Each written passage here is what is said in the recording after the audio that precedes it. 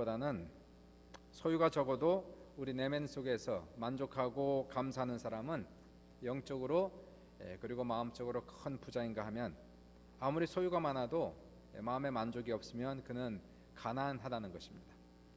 오늘 본문을 보시면 하나님은 징계하신 하나님으로 나와 있습니다. 징계하신 하나님.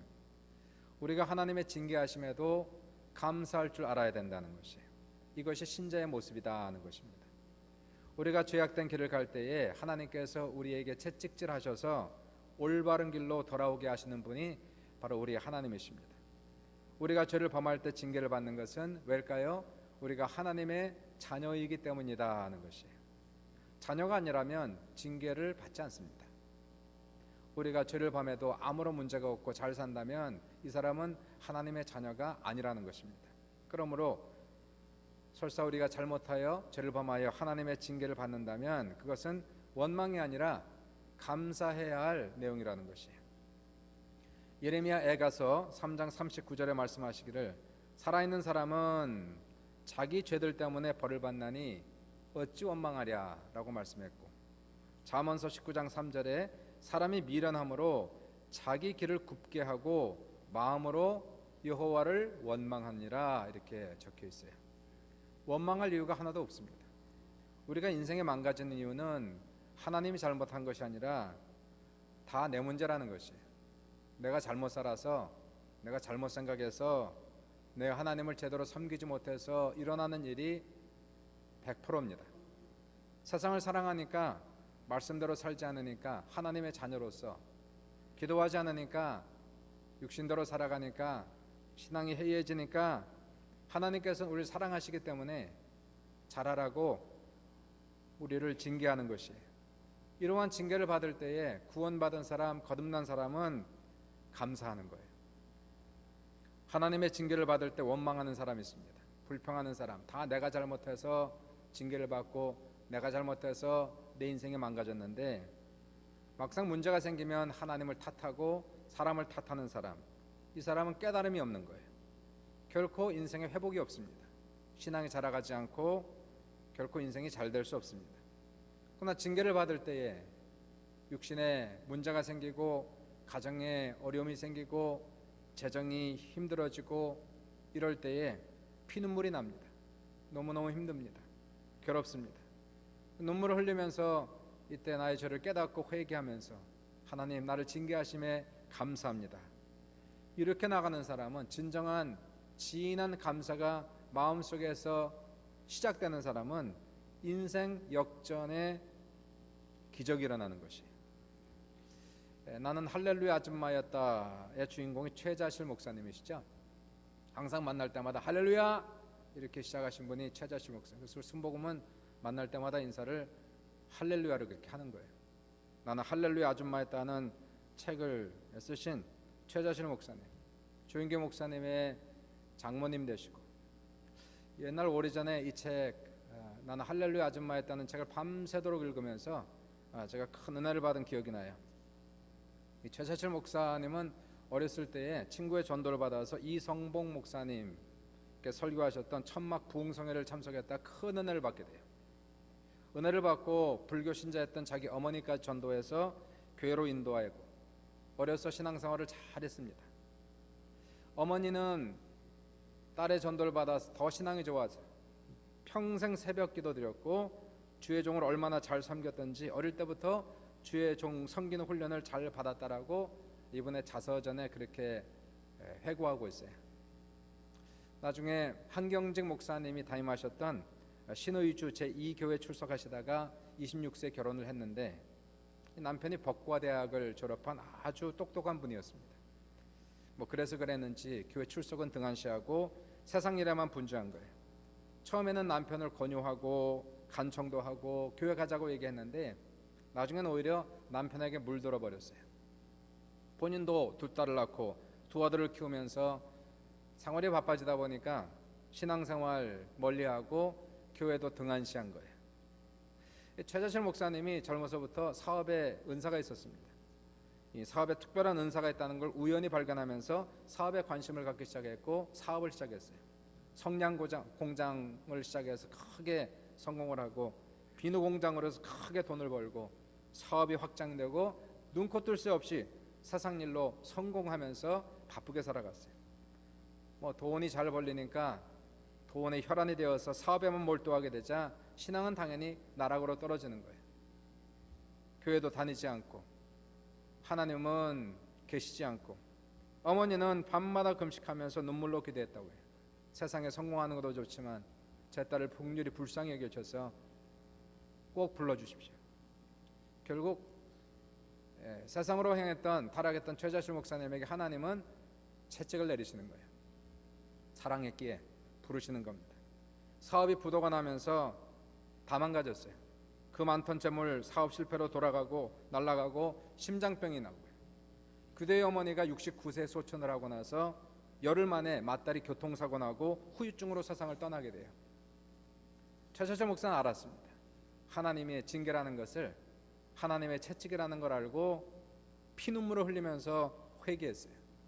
하나님 앞에 딸을 묻으면서 회개하면서 오히려 진한 감사를 드렸어요. 그 책에 보면 아무도 이해할 수 없지만 정말 본인은 정말 딸을 묻으면서 하나님 앞에 회개와 감사를 드렸다라고 기록해요. 하나님이 채찍을 대신 겁니다. 그 딸을 긍휼히 불쌍히 여기셔서 부르신 것이었어요. 최자실 목사는 그 후에 30년 만에 우연히 이성복 목사님의 부흥 집회를 참석하면서, 그리고 예수를 만나고 그 부흥성에서 성령 충만을 받게 돼요. 뭐 그 다음 이야기는 너무나 잘 아는 얘기들 아닙니까? 이성복 목사님 추천으로 순복음 신학원에 학생으로 들어가서 평생 기도와 노방 전도의 삶을 살게 되었고요. 학교에서 조용기 학생을 만나서 이 조용기 학생이 폐렴으로 누워서 고통당할 때 열심히 병 간호를 해주는데 성령의 음성을 듣지 않습니까? 내 사위가 될 사람이니까 잘 간호하라. 학교를 졸업하자마자 조용기 목사님과 불광동에서 천막교회를 개척하시고 엄청난 부흥을 맞이합니다. 3년 만에 서대문 순복음교회로 이전하시고 또 얼마 있지 않아서 오늘날 여의도 순복음교회를 개척하면서 세계 최고의 교회를 만드는데 가장 큰 공헌하신 분이 최자실 목사님이세요. 은퇴하신 다음에 미국에 있는 아들 교회에서 집회하시고 나서 74세에 하나님께서 부르셔서 주무시다가 돌아가셨어요. 보세요. 최자실 목사님의 터닝 포인트는 어디였을까요? 돈 잘 벌 때가 아닙니다. 잘 나갈 때가 성공의 시간이 아니었어요. 오히려 하나님의 징계를 받았을 때, 하나님의 채찍을 받았을 때, 피눈물 나는 회개를 드리고 감사를 드릴 때에 그 인생의 터닝 포인트가 시작된 것이었어요. 성경에도 보시면 이와 같이 피눈물 나는 회개와 감사를 드리는 순간이 인생의 역전을 체험하는 사건으로 많이 등장합니다. 요나 선자를 한번 보세요. 요나는 하나님의 말씀을 가감없이 전하는 사명을 받은 사람입니다. 어느 날 하나님께서 그를 부르시고 말씀하시기를 타락한 니느웨로 가서 회개의 말씀을 전하라. 니느웨는 그 당시에 이스라엘 나라의 원수국가입니다. 원수국가 아수르의 수도 니느웨에 가서 하나님의 사랑을 전하고 복음을 전하라는 것이. 아수르는 악독한 나라였습니다. 이스라엘을 자주 침략, 약탈하고 괴롭힌 이 나라에 하나님의 말씀을 전하는 것을 달갑게 받지 않았어요. 요나는 갈등합니다. 순종할 것인가 불순종할 것인가. 그리고 항구였던 욥바로 내려갔어요. 거기 가면 니느웨로 가는 배가 있습니다. 그는 니느웨로 가는 배를 타지 아니하고 정반대로 가는 다시스의 배를 타고 하나님을 멀리 떠나 도망가기 시작했어요. 하나님의 말씀을 거역하고 살아가는 사람들, 하나님의 자녀로서 구원받았는데 거듭났는데 하나님을 거역하고 살아가는 사람들에게 과연 진정한 평안이 있을까요? 과연 그 인생이 잘 될까요? 이 사람은 항상 마음의 두려움과 불안이 가득하여 하나님의 얼굴을 피해 다닙니다. 양심에 찔려서 기도를 하지 않습니다. 하나님 생각을 하기도 싫어합니다. 요나는 배 깊은 곳에 내려가서 얼굴에 이불을 뒤집어 쓰고 그리고 깊은 잠에 빠져버렸어요. 이러한 요나를 하나님이 사랑하셔서 그를 부르시고 사용하기 위하여 징계를 하시는 것이에요. 하나님께서 큰 풍랑을 그 바다에 일으키시는데 그렇게 사나운 풍랑을 사공들이 만난 적이 없는 것이에요.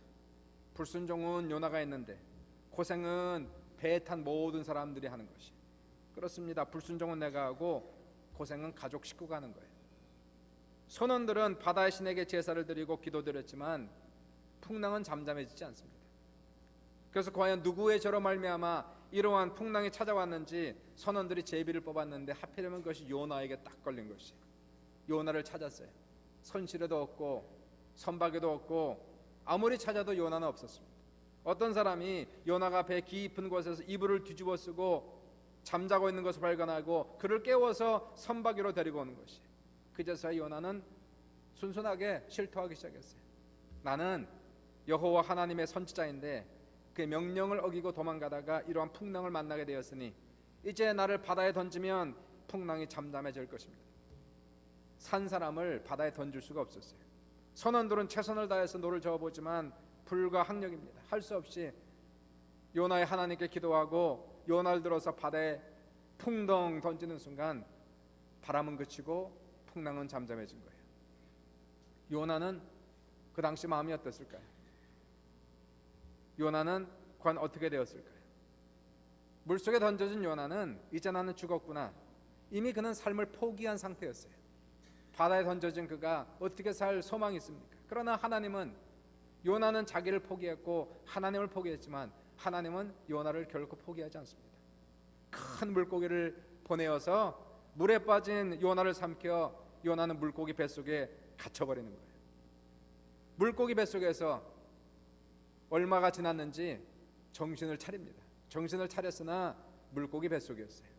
꼼짝도 하지 못한 상태에서 그 고통 속에서 숨도 쉬기 어려운 그러한 지옥 같은 상태에서 하루가 지나고 이틀이 지나고 3일이 지나면서 회개 기도가 터지는 거예요. 그제서야 그 고통 속에서 하나님을 찾기 시작했고 하나님께 부르짖어 기도했고 회개하기 시작한 거예요. 하나님께 불순종을 회개했습니다. 하나님의 징계를 받은 것에 대해서 오히려 감사의 기도를 드렸어요.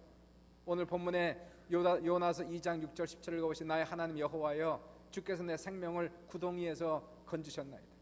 내 영혼이 내 속에서 피곤할 때에 내가 여호와를 생각하였더니 내 기도가 주께 이르러 싸우며 주의 성전에 미쳤나이다. 거짓되고 헛된 것을 숭상하는 모든 자는 자기에게 베푸신 은혜를 버렸사오나 나는 감사하는 목소리로 주께 제사드리며 나의 소원을 주께 갚겠나이다. 구원은 여호와께 속하였나이다 하니라. 여호와께서 그 물고기에게 말씀하심에 요나를 육지에 토하니라 라고 성경은 기록합니다. 물고기는 감사하는 요나를 토해낸 것이었어요. 그리고 나서 요나가 극적으로 살아나고 극적으로 구원받고 니느웨에 가서 말씀을 전하는데 니느웨에 엄청난 하나님의 역사가 나타나서 온 성이 회개하고 하나님께로 돌아오는 기적의 역사가 나타난 거예요. 하나님이 그를 사랑하셔서 징계하시고 부르시고 다시 쓰시는 겁니다. 사랑하는 여러분, 우리 인생이 마치 물고기 뱃속에 있듯이 고통의 시간이 아닙니까? 동서남북 사방이 막혔고 소망이 없고 숨쉬기가 어려우며 고통 속에 있지 않습니까? 마치 마귀의 소나기에서 헤어나오지 못하는 것처럼 느낄 때가 있지 않습니까? 이때가 무슨 시간일까요? 하나님 부르시는 시간, 하나님께 기도하라는 것이 회개와 뜨거운 눈물의 감사의 기도를 시작해야 됩니다. 마귀는 감사하는 사람을 결코 삼킬 수가 없는 것이에요. 삼키려고 해도 하나님 안에서 회개하고 감사하고 찬양하는 사람, 마치 물고기가 요나를 토해냈듯이 마귀가 우리를 삼키려고 하다가도 우리가 회개하고 감사하고 찬양하면 마귀는 우리를 토해내는 역사가 나타나는 것이에요. 우리 인생의 자유함을 얻게 되고 하나님의 놀라운 기적을 체험하게 되고 이러한 환난과 고통 속에서 건져낸 하나님을 체험한 사람은 다시 한번 하나님 앞에 헌신하게 되고 하나님 앞에 쓰임받는 놀라운 기적의 역사가 나타난다는 것입니다. 그러므로 우리 인생이 아무리 최악의 상태에 있다 할지라도 우리의 마음속에 회개의 눈물을 흘려보세요. 우리에게 진한 감사가 우리의 심령 속에서 나타나 보십시오. 우리 인생 속에서 최악의 지옥 같은 인생을 산다 할지라도 하나님께서 거룩 무더기에서 우리를 건져내셔서 높은 곳에 세우시는 놀라운 은혜의 역사가 여러분에게 넘치시기를 주님의 이름으로 축원합니다. 다윗도 보세요. 다윗의 인생에서 회개와 감사로 역전을 체험한 사건이 있었어요. 다윗은 어려서부터 복을 받았습니다. 하나님께서 다윗을 너무너무 사랑하셨어요. 다윗을 복 주시니까 다윗이 비록 미천한 목동이었지만 승승장구합니다. 그리고는 한 나라의 왕이 되는 놀라운 복을 다윗이 받게 돼요. 그러나 다윗은 어느 날 자기의 신앙이 해이해지면서 그리고 마음을 놓으면서 하나님께 천벌을 받을 짓을 하는 거예요. 어느 날 왕궁 위에서 거닐다가 지붕을 거닐다가 목욕하는 여인을 우연히 목격해요. 신하에게 알아보라 했더니 우리아의 아내 밧세바라는 여인이었습니다. 다윗은 결혼한 유부녀를 탐내서 간음을 하고 그것도 모자라 그녀의 남편이었던 우리아를 전쟁터에 보내서 죽게 만들어요. 그 당시에 이러한 일들이 수없이 많았습니다. 권력자들은 이것보다 더 큰 죄를 함부로 범합니다. 하나님의 자녀가 아니었다면 하나님은 그를 그냥 놔둘 수 있었지만 다윗은 하나님의 사랑하는 사람이었어요. 하나님은 다윗의 죄를 결코 간구할 수가 없었던 것이에요. 하나님은 그 인생 속에 엄청난 큰 몽둥이로 치셨고 그의 가정은 완전히 망가집니다. 첫째 아들 암논이 배다른 여동생 다말을 강간하는 것이에요. 아버지의 그러한 죄악, 바로 그 아들에게 전수되는 그러한 모습을 보게 됩니다. 여기에 대해서 다윗은 알고도 아무런 조처를 취하지 않아요. 그러니까 다말의 오빠였던 압살롬이 분노와 상처가 있어요. 자기의 형 암논에 대한 분노가 있었고 여기에 대해서 아무런 조처를 취하지 않은 자기 아버지에 대한 분노가 있었어요. 그리고 큰 상처 속에서 셋째 아들 압살롬은 복수를 계획합니다. 칼을 갈아요. 2년 후에 암논을 쳐 죽이고요. 아버지 다윗을 반역하여 구테타를 일으켜요. 다윗이 거닐던 지붕, 여인을 탐내서 간음했던 그 지붕 위에 거기에 천막을 치고 다윗의 아내들, 자기 아버지의 아내들을 겁탈하면서 원수를 갚습니다. 다윗은 도망해요. 자기 아들의 칼을 피하여 목숨을 건지고자 왕궁에서 신하들과 함께 맨발로 머리에 재를 뿌리면서 눈물을 흘리며 도망갑니다. 그때 다윗은 회개했어요.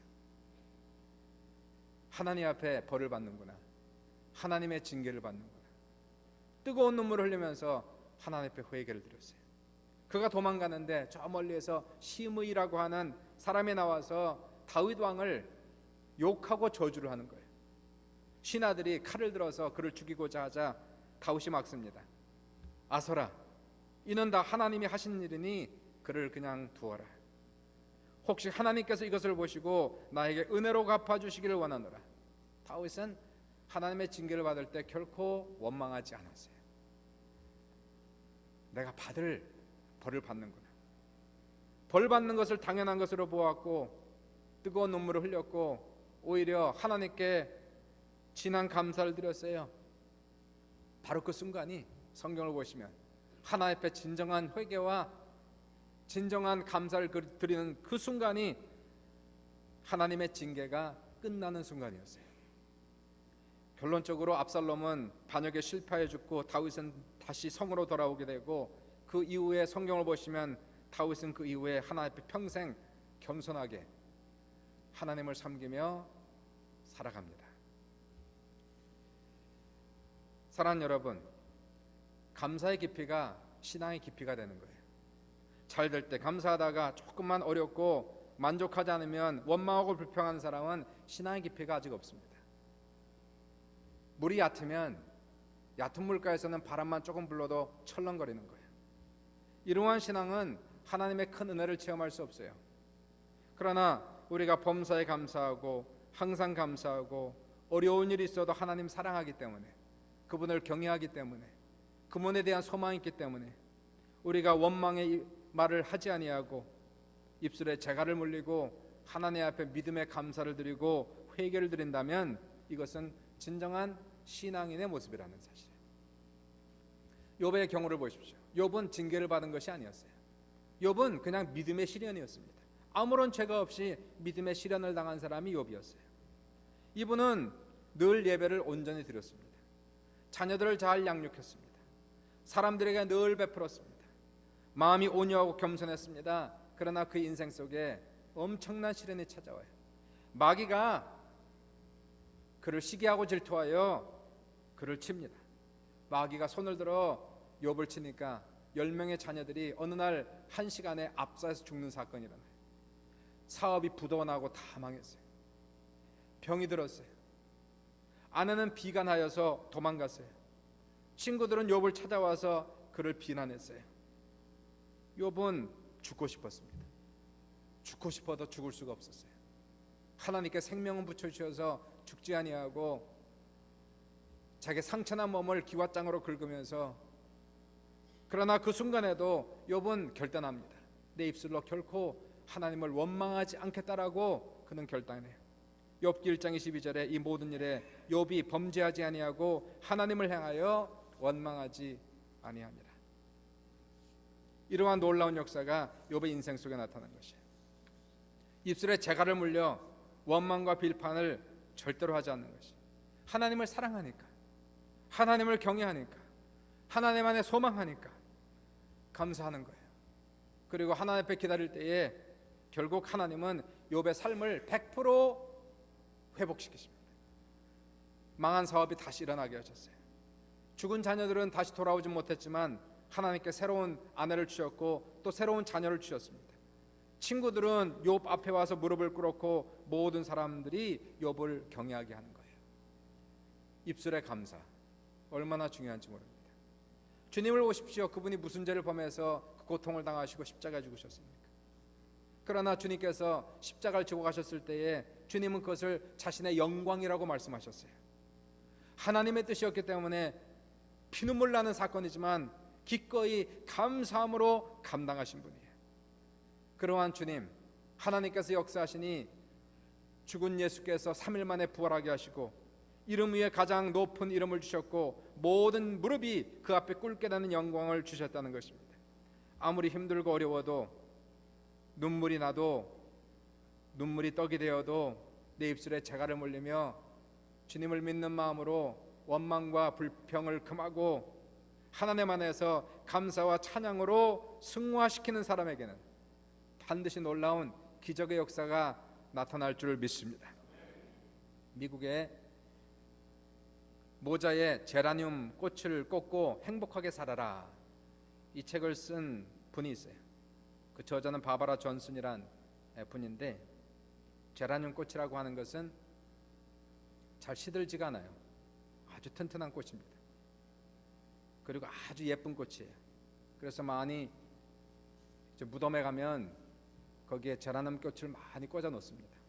잘 시들지 않기 때문에, 튼튼하기 때문에, 아주 이쁘기 때문에 그런 것이에요. 바바라 존슨은 남편과 4명의 아들을 둔 평범한 주부였어요. 크리스찬입니다. 크리스찬 작가고 그리고 스피커예요. 이분의 가정에 어느 날 문제가 닥쳐요. 귀가하던 남편이 교통사고를 당해서 식물인간이 됩니다. 첫째 아들은 음주 운전사에 의해서 목숨을 잃어요. 둘째 아들은 동성애에 빠져서 집을 나가요. 셋째 아들은 베트남 전쟁에 파견되어 18세 어린 나이에 전사해요. 여러분 감사할 수 있습니까? 연속되는 불행으로 인해서 여러분 신앙을 지킬 수가 있습니까? 바바라 존슨, 하나님 어째서 내게 이런 불행만 다가옵니까? 하나님을 원망하고 야속한 세상과 자신의 처지를 비관하며 살았어요. 그러다가 어느 날 마음을 추스리게 됩니다. 내가 이렇게 살아서는 안 되지. 더 이상 비관적으로 살아서는 안 되겠다. 이제부터는 긍정적인 삶을 살자. 하나님 앞에 다시 나아갔어요. 하나님, 남은 생을 주님께 맡기겠습니다. 하나님 감사합니다. 뭐가 감사할 게 있어요? 어떻게 감사합니까? 원망을 해도 불평을 해도 당연할 텐데 무슨 감사를. 그럼에도 불구하고 바바라 존슨 여사는 하나님을 믿었어요. 하나님을 사랑했어요. 그래서 그 속에서 감사하고 또 감사했어요. 시간이 나는 대로 교회 가서 예배를 드리고 눈물의 감사를 드렸어요. 놀랍게도 감사가 기적을 가져와요. 식물인간이었던 남편이 다시 일어났어요. 그 후에 이러한 기적을 체험한 바바라 존슨 여사는 더욱더 하나님의 은혜에 감사하면서 하나님께서 내게 생명 주셨으니 나도 뭔가 좋은 일을 해야 되겠다 결심하고 자신과 같은 처지에 있는 사람들, 자신보다 더 불행한 사람들을 찾아 나다니기 시작했습니다. 당시 미국의 베트남 전쟁에 전사한 병사들의 숫자가 50만 명이었다고 그래요. 이때 아들을 전쟁에서 잃은 부모의 심정을 바바라 존슨 여사는 알았어요. 그 사람들 찾아다니면서 내 아들도 죽었습니다. 그러나 아들이 죽었다고 낙심하지 마십시오. 그들의 죽음은 헛된 것이 아니고 국가를 위해서 큰 일을 한 겁니다. 위로했어요. 교통사고로 자기 아들을 잃었어요. 교통사고로 자식을 잃은 부모들에게 편지를 쓰고 전화로 위로하면서 저도 아들 잃었습니다. 그러나 지금 저 이렇게 살아있습니다. 이들과 함께 모여 기도하고 그들을 위한 세미나도 개최하고 이들을 위해서 도와주는 그룹을 만들고 선교회도 조직하고 결국 이러한 것이 유명세를 타서 여성계 지도자가 되어서 재난당한 사람들에게 위로와 용기와 희망을 주는 엄청난 영향력을 발휘하기 시작했어요. 훗날 동성애로 집을 나갔던 둘째 아들이 돌아오게 되고 남은 여생을 보람있게 사는 큰 축복까지 받다가 79세에 하나님의 부르심을 받아서 10년 전에 소천하셨습니다. 만약에 이 여인이 절망할 수밖에 없는 상황에서 절망했다면, 낙심할 수 없는 상황에서 낙심했다면, 불평했다면 누구든지 이해할 수 있지만 이 여인은 더 비참해졌을 것이에요. 그러나 절망적인 상황 가운데서도 하나님 바라보며 하나님께 감사하고 감사했을 때에 이 여인의 인생은 새로워졌어요. 기적이 나타났어요. 성공했어요. 행복해졌어요. 이 여인이 뭐라고 얘기합니까? Pain is inevitable, but misery is optional. 고통은 어쩔 수 없지만 불행은 선택이라는 거예요. 고통은 어쩔 수 없는 거예요. 그러나 행복과 불행은 선택이라고 이 여인은 얘기합니다. 그분은 이렇게 얘기해요. Life isn't always what you want, but it's what you got. So stick geranium in your head and be happy. 인생이란 내가 원하는 대로 되는 것이 아니라 주어지는 겁니다. 그러므로 제라니움 꽃을 모자에 꽂고 행복하세요라고 얘기하세요. 베스트셀러의 주인공이 되고 존경받는 여성계 지도자 되고, 여러분 무엇이 이 여인을 이렇게 만들었을까요? 감사할 수 없을 때 믿음으로 감사하면 하나님께서 기적을 우리의 삶 속에 가져오신다는 것이에요. 신앙의 깊이는 감사의 깊이에 있는 겁니다. 우리는 하나님께 늘 감사하는 삶을 살아야 되는 것이, 감사는 인생 역전을 만들어냅니다. 징계를 당할 때에 또는 고난을 당할 때에 원망하지 말고 불평하지 말고 하나님을 믿고 하나님을 경외하기에 하나님 안에서 미래를 내다보며 진한 감사를, 눈에는 눈물이 흐르지만 내 마음속에서는 진한 감사가 넘쳐나 보십시오. 징계도 거기서 마치고 훈련도 거기서 끝납니다. 하나님께서 감사의 제사를 받으시고 은혜와 축복을 주시는 것이, 지금까지는 설사 우리가 어리석어 원망했을지라도 함부로 불평했을지라도 이제는 우리 입술에 재갈을 물리고 어떠한 일이 있어도 내 사랑하는 하나님의 영광을 위해서 결코 원망과 불평하지 않으며 감사할 수 없을 때 감사하고 기뻐할 수 없을 때 기뻐하겠다는 믿음과 신앙을 갖는 사람들, 하나님의 놀라운 기적을 그들에게 베풀어 주시는 것이에요. 설사 우리가 물고기 뱃속에 있는 것처럼 꼼짝달싹 할 수 없는 사면 초과의 상황에 있다 할지라도 어떻게 나옵니까? 우리는 찬양하면서 나오는 것이고 감사하면서 나오는 것이에요. 기적의 역사는 멀리 있는 것이 아니라 여러분의 마음 상태에 달려 있는 것이에요. 우리의 마음 상태가 원망과 불평이면 결코 우리는 그 인생에서 나오지 못합니다. 그러나 하나님을 믿기에 찬송과 감사를 드린다면 물고기 뱃속에서 나오고 사단의 권세에서 노연하고 하나님의 놀라운 기적의 역사가 우리 사랑하는 성도들의 삶 속에, 가정 속에 넘쳐날 수 있기를 주님의 이름으로 축원합니다. 거룩하신 아버지, 이 시간